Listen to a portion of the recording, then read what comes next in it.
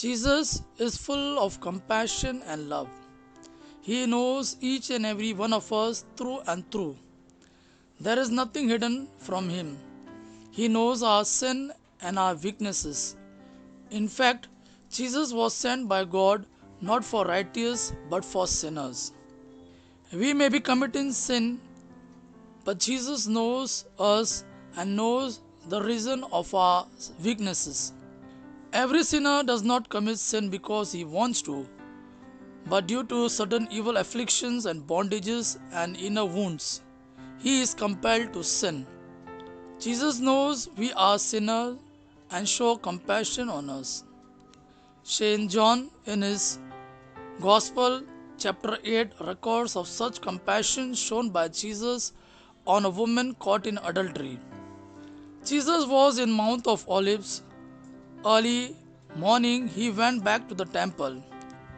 All the people gathered around him and he sat down and began to teach them. The teachers of the law brought in a woman who had been caught committing adultery and they made her stand before them all. Teacher, they said to Jesus, this woman was caught in the very act of committing adultery. In our law, Moses commanded that such a woman must be stoned to death. Now what do you say?